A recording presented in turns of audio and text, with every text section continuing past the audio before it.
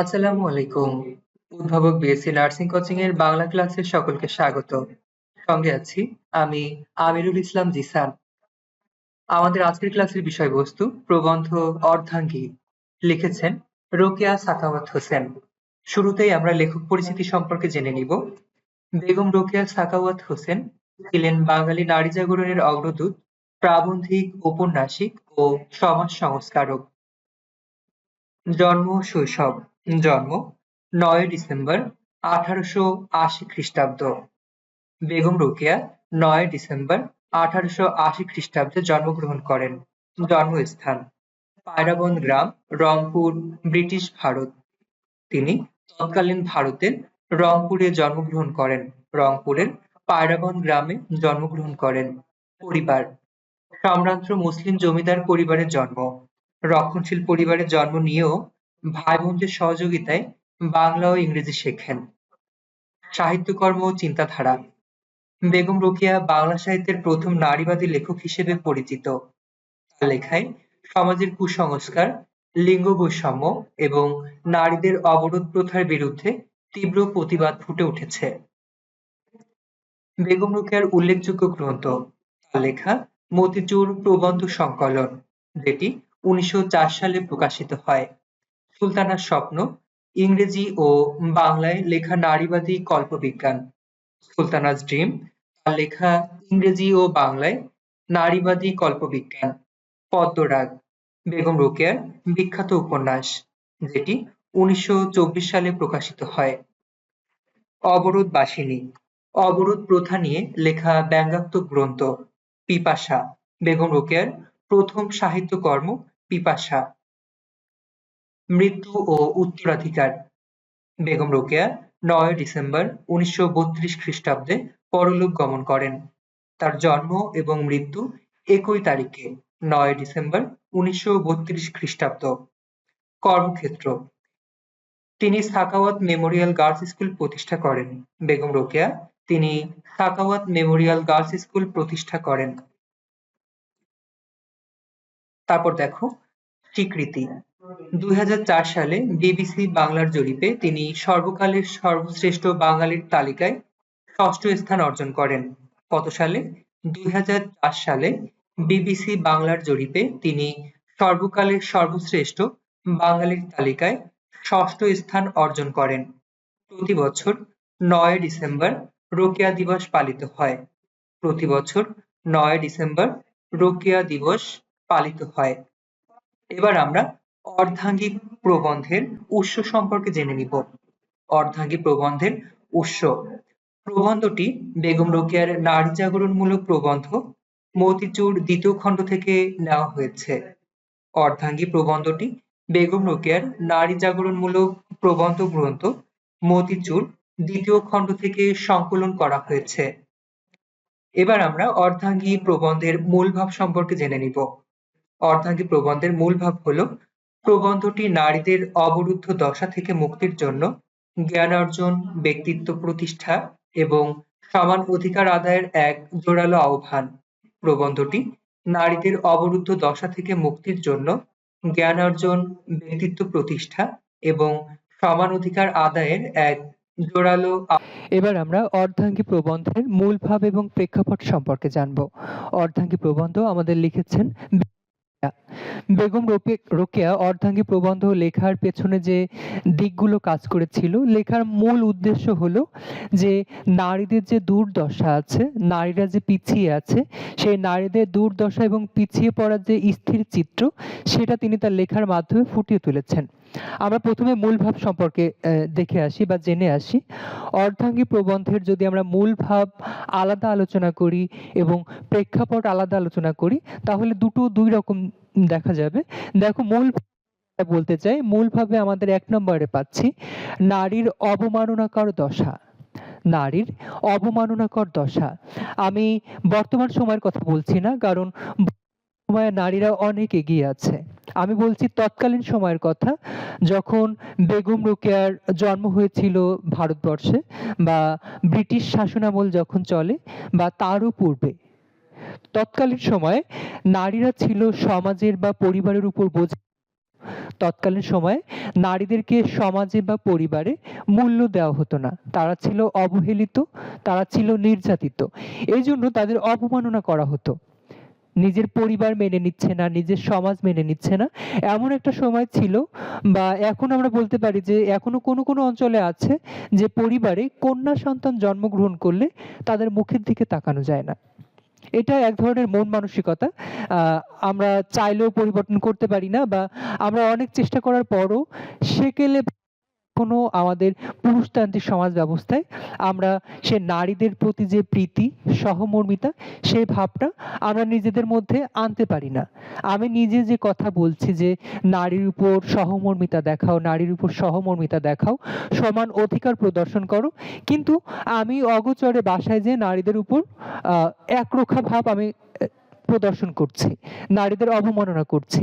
এমনও আমাদের সমাজে অনেক দেখা যায় যে পাবলিক ফিগার বা সমাজে উঁচু উঁচু কথা, গ্রামে আমরা এই দিকটি বেশি দেখি যে নারীর সমান অধিকারের কথা বলে তার নিজের ঘরের মেয়েকে তিনি বিয়ে দিচ্ছে, অপ্রাপ্ত বয়স্ক বয়সে তাকে বিয়ে দিয়ে দিচ্ছে, বাল্যবিবাহ আমরা যেটাকে বলি। এটা আমাদের সমাজে অহরহ দেখা যায়, এটা নতুন না, এটা সেই সুদূর অতীতকাল থেকেই। তারপর দেখো শিক্ষার গুরুত্ব, নারীকে স্কুলেই না, নারীকে স্কুলেই পাঠানো হচ্ছে না, নারীর শিক্ষা দীক্ষার দরকার নাই। একটা মেয়ে 9-10-এ ওঠার সাথে সাথে তাকে বিয়ে দিয়ে দেওয়া হচ্ছে না, একটা মেয়ের বয়স হচ্ছে না বিয়ের। আমাদের দেশে আইন করা হয়েছে 8 বয়সের নিচে কোনো যে সমস্ত নারী আছে তারা অপ্রাপ্ত বয়স্ক, তাদের বিয়ে দেওয়া আইনত অপরাধ, কিন্তু আমাদের দেশে অহরহ 9-10-এ পড়া মেয়েদের বিয়ে দিয়ে দেওয়া হচ্ছে। তাহলে আমরা এই শিক্ষার কথা কিভাবে বলতে পারি যে নারী পুরুষ সমান অধিকার? নারী পুরুষ সমান অধিকার তখনই নিশ্চিত হবে যখন পুরুষের সমান। আমি যখন ক্লাস 5-এ পড়তাম তখন আমার ক্লাসে শ্রেণীতে ছিল 5টা ছেলে 5টা মেয়ে, যখন 10-এ উঠলাম গেল 4টা মেয়ে। একইভাবে যখন আমি ইন্টারমিডিয়েটে গেলাম একটা জায়গায় 3টা মেয়ে চলে আসলো। ঠিক একইভাবে যখন আমি স্নাতক সম্মান শেষ করছি তখন কি হচ্ছে, তখন ওই 5টা ছেলে 1টা মেয়ে হয়ে যাচ্ছে। তাহলে এই আমাদের দেশের এই মন মানসিকতা কখন চেঞ্জ হবে? যখনই চেঞ্জ হবে তখনই আমাদের দেশ সামনে আগাবে।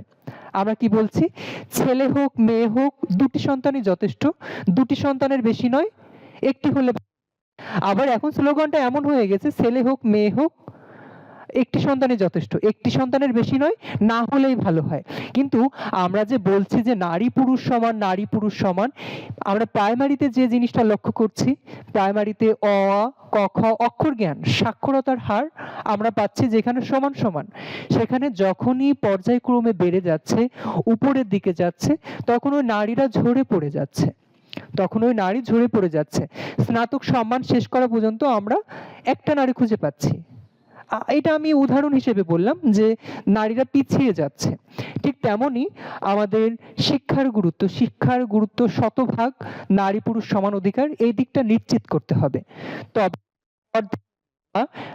একটা নারী পুরুষের অর্ধেক, বা নারী ছাড়া একটি পারে না, বা একটা সমাজ চলতে গেলে নারী পুরুষ সমান অধিকার যে দরকার, সমান অধিকারের কথা, সেটা তখনই বাস্তবায়িত হবে যখন তাদের অধিকার, তাদের শিক্ষা বাস্তবায়িত হবে। তারপর দেখো পুরুষের স্বার্থপরতা। আমরা পুরুষের স্বার্থপরতা কিভাবে বলতে পারি? পুরুষতান্ত্রিক সমাজে, আমাদের যে পুরুষতান্ত্রিক সমাজ, পুরুষতান্ত্রিক সমাজে নারীদের ব্যবহার করা হয় পুরুষের স্বার্থে। পুরুষরা তাদের নিজেদের স্বার্থকে বাস্তবায়ন করার জন্য তাদের নারীদের ইশারায় নাচায়, তারা সেইভাবেই তাদের নারীদের চালায় যেভাবে তাদের স্বার্থ হাসিল হবে। তারপর দেখো মানসিক দাসত্ব। এবার আমরা বলতে পারি যে আমরা নারীরা কেন আন্দোলন করছি না, নারীরা কেন মাঠে? আমরা নারীরা তো বলছি যে নারী পুরুষ সমান, আমরা নারীরা বুঝতে পারছি, তাহলে নারীরা কেন এর প্রতিবাদ করছে না? নারীরা প্রতিবাদ করছে না এর কারণ একটাই, যে মানসিক দাসত্ব। আমরা অনেক হাতিকে দেখি তারা গৃহপালিত হচ্ছে বা পোষ মানা, তাদের নিয়ে খেলা দেখাচ্ছে, সার্কাস দেখাচ্ছে। অত বড় একটা হাতি, তাকে নিয়ে সার্কাস দেখাচ্ছে, সে চাইলে এই মুক্ত হতে পারত, কিন্তু সেই ছোটবেলা থেকেই তাকে আঘাত করা হচ্ছে, তাকে শিকল দিয়ে বেঁধে রাখা হয়েছে। তার একটা মানসিক চিন্তা বা তার মধ্যে সে এই ধ্যান ধারণাটা ঢুকে গেছে যে আমি এর থেকে, এই গণ্ডি থেকে বেরোবো না। হাতির মাইন্ডসেট এমন হয়ে গেছে সেই ছোটবেলা থেকেই, আমি এই গণ্ডি থেকে বেরোবো না, আমাকে আটকে রেখেছে, আমি ওদের কাছে দুর্বল। কিন্তু হাতি যদি কোনোদিন নিজের চেহারা দেখতো আয়নায়, তাহলে তো ও সবকিছু ভেঙে আমরা কি বলি? আমরা বলি যে হাতির কত শক্তি, হাতি চাইলে কি না করতে পারে। কিন্তু মানসিক যে একটা সেটআপ সে ছোটবেলা থেকে হয়ে গেছে। ঠিক তেমনই আমাদের দেশে যে নারীরা আছে, আমাদের দেশের নারীরা মানসিকভাবে দাসত্ব, মানসিকভাবে দাসত্ব। এজন্যই বলছি, কারণ সেই ছোটবেলা থেকে নারীদের শেখানো হয় নারীরা পর্দার আড়ালে থাকবে, নারীরা বাইরে যাবে না। আমাদের তৎকালীন সময় যেহেতু ব্রিটিশ আমলে লিখেছেন, তখন নারীদেরকে শেখানো হতো, শুধু নারীদের নয় পুরুষদেরও বলা হতো যে ইংরেজি শেখা যাবে না, ইংরেজি বিধর্মীদের ভাষা। বাংলা, হিন্দু নারী, মুসলমান নারীদের শেখানো হতো যে বাংলাটাও শেখা যাবে না, কারণ বাংলা হিন্দুদের ভাষা, ইংরেজিটা শেখা যাবে না, ইংরেজি ভাষা। তাহলে কি শিখতে হবে? শিখতে হবে শুধু আরবি, আলিফ বা তাসা এবং শুদ্ধভাবে কোরআন তেলাওয়াত করা। আমি যে আরবি শেখাটা যে খারাপ তা বলছি না, কিন্তু আরবির পাশাপাশি আমি যে বাংলাদেশ তথা তৎকালীন ভারতবর্ষে জন্মগ্রহণ করেছি, আমার যে মাতৃভাষা আছে, আমার মাতৃভাষার উপর জ্ঞান অর্জন করা এটা আমার উপর ফরজ। পাশাপাশি আমরা দেখতে যাচ্ছি যে বহির্বিশ্বে বা তাল মিলিয়ে চলার জন্য ইংরেজি আমাদের আন্তর্জাতিক ভাষা, ইন্টারন্যাশনাল ল্যাঙ্গুয়েজ, এইটার উপরেও দক্ষ হওয়া আমাদের জন্য অবশ্য কর্তব্য। কিন্তু আমরা কি বলছি, অতীতকাল থেকে আমাদের শেখানো হচ্ছে, নারীদের কি শেখানো হচ্ছে? বাংলা হিন্দুদের ভাষা, বাংলা শেখা যাবে না, ইংরেজি ভাষা, ওরা বিধর্মী, ওদের ভাষা শেখা যাবে না, শিখতে হবে ওই একটাই ভাষা, আরবি। মানসিক দাসত্বে ঠিক হাতির মতো আমাদের দেশের নারীরা সেই ছোটবেলা থেকেই একটা দাসত্বে পরিণত হয়েছে। আমরা এর থেকে বের হতে পারবো না। এই দাসত্ব থেকে যখনই বের হতে পারবে, তখনই বেগম রোকেয়ার অর্ধাঙ্গী এটা সার্থকভাবে পরিগণিত হবে। এটা ছিল আমাদের অর্ধাঙ্গী যে প্রবন্ধের মূল ভাব। তাহলে এই যে আমি 4টা পয়েন্ট লিখেছি, এই 4টা পয়েন্টের মূল ভাব যদি আমি একটা কথা এক লাইনে বলি, তাহলে কি দাঁড়ায়? নারীর দুর্দশা। বেগম রোকেয়া তৎকালীন সময়ে নারীর দুর্দশা, নারী যে পিছিয়ে ছিল, নারীর পিছিয়ে পড়াকে উল্লেখ করে তিনি নারীরাও যে সমানতালে এগিয়ে যেতে পারে বা দেশের চালিকা শক্তি হিসেবে কাজ করতে পারে, সেই ধ্যান ধারণা প্রকাশের জন্য তিনি অর্ধাঙ্গী যে প্রবন্ধ এটা রচনা করেন। এবং তার উদ্দেশ্য ছিল একটাই, যে নারীরা যে পিছিয়ে আছে, নারীদেরকে টেনে তুলতে হবে, নারীদের টেনে তুলতে হবে। যখনই টেনে তোলা সম্ভব, তখনই আমাদের দেশ অন্য আর 10-5টি দেশের মতো উন্নত হবে। তিনি বেগম রোকেয়া এই অর্ধাঙ্গী প্রবন্ধের মধ্যে আমাদের দেশের সঙ্গে বাইরের যে দেশগুলো আছে, বাইরের দেশের তুলনা করেছেন, বাইরের দেশের নারীদের অবস্থা এবং বাংলাদেশ তথা ভারতবর্ষের নারীদের অবস্থা কেমন, বাইরের দেশের নারীরা কতটা শিক্ষিত, আমাদের দেশের নারীরা কতটা শিক্ষিত, বাইরের দেশের নারীরা দেশের অর্থনৈতিক চালিকা শক্তি হিসেবে কিভাবে কাজ করছে এবং আমাদের দেশের নারীরা দেশের অর্থনৈতিক চালিকা শক্তি রক্ষায় কিভাবে কাজ করছে, আমাদের অর্ধাঙ্গী প্রবন্ধে ফুটিয়ে তুলেছেন। এবার আমরা প্রেক্ষাপটে যদি যাই, অর্ধাঙ্গী প্রবন্ধের প্রেক্ষাপটটা কি, কি দাঁড় করাতে চেয়েছেন? প্রেক্ষাপট আমরা দেখতে পাচ্ছি পরিস্থিতি, প্রেক্ষাপট এটা লিখেছেন। আমরা তো বলছি বর্তমান সময়ে এসে যে নারী পুরুষ সমান, এটা আর বলা লাগে না, এটা আইন করা হয়েছে, নারীদের যে শিক্ষা সেটাও আইন করা হয়েছে। কিন্তু যতই আমরা আইন করি, আমরা যে পিছিয়ে আছি, আমাদের যে দাসত্ব আছে, আমাদের দাসত্ব আমাদের মনে, এই মনের দাসত্ব থেকে যতদিন না বের হয়ে আসতে পারছি, ততদিন পর্যন্ত সরকার যতই আইন করুক, রাষ্ট্র আইন করুক, আমরা এই বেড়াজাল থেকে পরিত্রাণ পাবো না। এবার প্রেক্ষাপট সম্পর্কে যদি বলি, সামাজিক পরিস্থিতি, এই প্রবন্ধ রচনার প্রেক্ষাপট হলো তৎকালীন সময়ের সামাজিক পরিস্থিতি। আমি বলছি এখনকার কথা না, বেগম রোকেয়া তৎকালীন সময়ে যে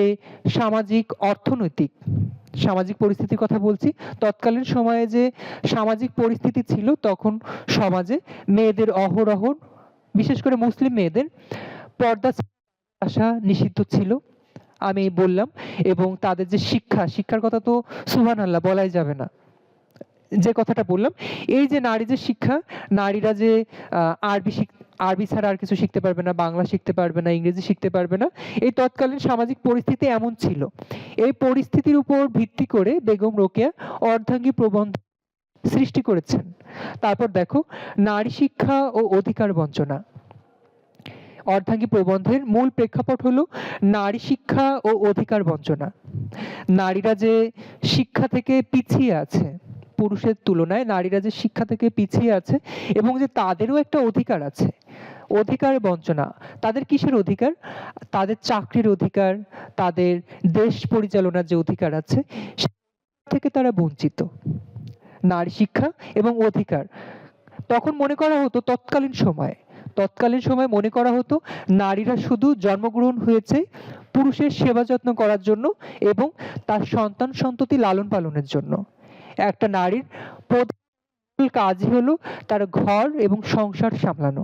এটাই তার একমাত্র, এটাই তার প্রথম, এটাই তার শেষ কাজ। একটা নারীর প্রথম এবং শেষ কাজই হলো তার সংসার এবং সন্তান প্রতিপালন করা।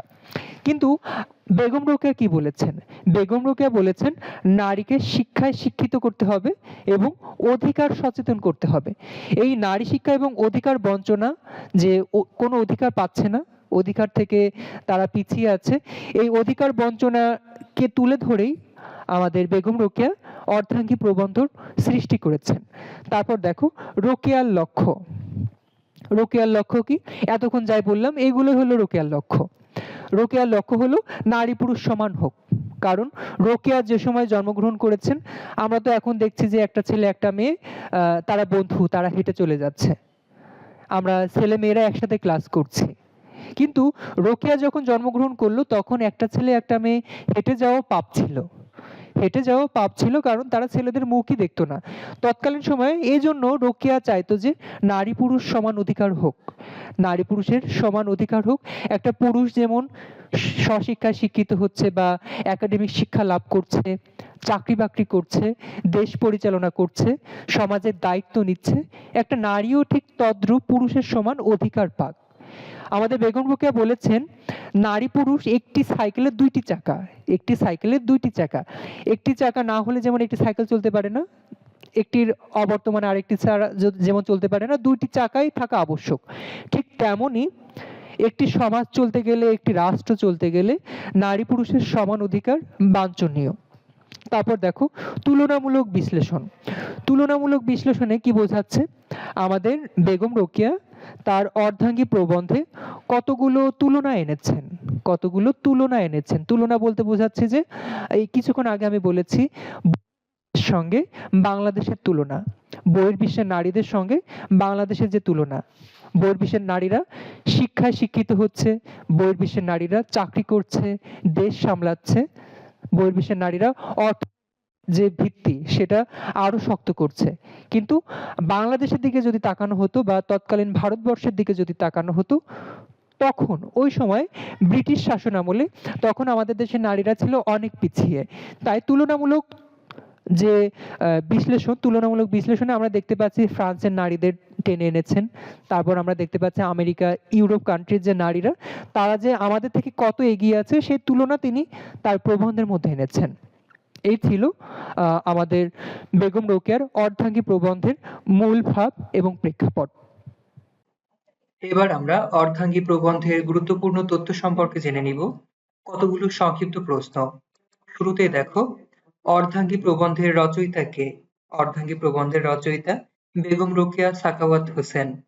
অর্ধাঙ্গী প্রবন্ধটি কোন ধরনের প্রবন্ধ? সমাজ সংস্কারমূলক বা নারীবাদী প্রবন্ধ? অর্ধাঙ্গী প্রবন্ধে কোন রোগের কথা বলা হয়েছে? মানসিক দাসত্ব বা ব্যক্তিত্বহীনতার রোগ? স্ত্রী জাতির অবনতি প্রবন্ধে নারী জাতির কি কি সমস্যা তুলে ধরা হয়েছে? শিক্ষা ও সামাজিক অধিকার বঞ্চিত, অন্ধ কুসংস্কারাচ্ছন্ন ও অবরোধবাসিনী হওয়ার সমস্যা। অবলা জাতি বলতে বেগম রোকেয়া কাদের বুঝিয়েছেন? তৎকালীন সমাজ ব্যবস্থায় অবহেলিত নারী জাতিকে। অবলা জাতি বলতে বেগম রোকেয়া তৎকালীন সমাজ ব্যবস্থায় অবহেলিত নারী জাতিকে বুঝিয়েছেন। বেগম রোকেয়া কত সালে জন্মগ্রহণ করেন? ৯ ডিসেম্বর ১৮৮০ সালে জন্মগ্রহণ করেন। অর্ধাঙ্গী শব্দের অর্থ কি? শরীরের অর্ধেক অংশ বা পত্নী। প্রবন্ধে এটি নারী পুরুষের সম অধিকারের প্রতীক। নারীরা কেন পুরুষের দাসে পরিণত হয়েছে বলে লেখক মনে করেন? শিক্ষার অভাব, অবরোধ বাস এবং নিজের ব্যক্তিত্ব সম্পর্কে অচেতন থাকার ফলে নারীরা পুরুষের দাসে পরিণত হয়েছে। আমাদের একটা রোগ আছে, দাসত্ব। উক্তিটি কার? উক্তিটি বেগম রোকেয়া সাখাওয়াত হোসেনের। অর্ধাঙ্গী প্রবন্ধে শিক্ষাকে কিসের সাথে তুলনা করা হয়েছে?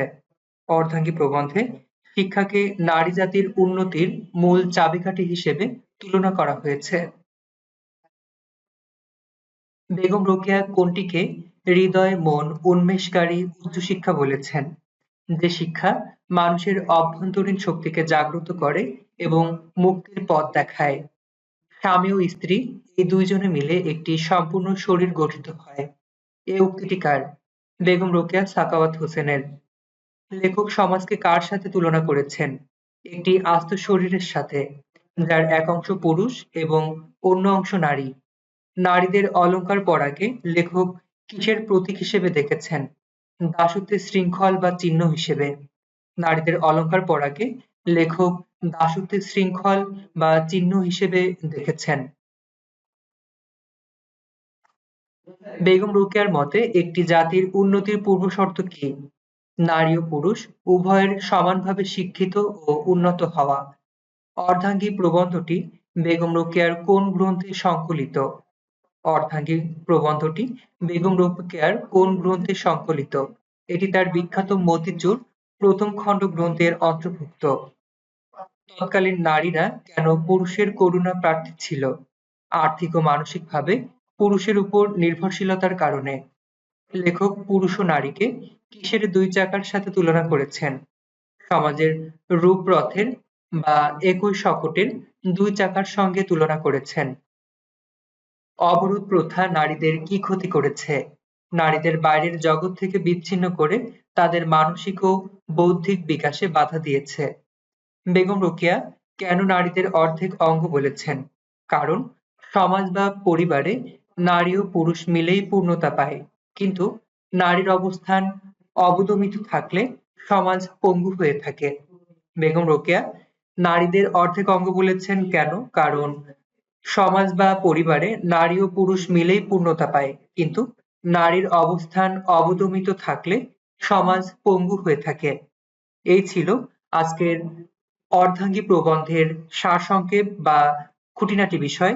এতক্ষণ সঙ্গে থাকার জন্য সকলকে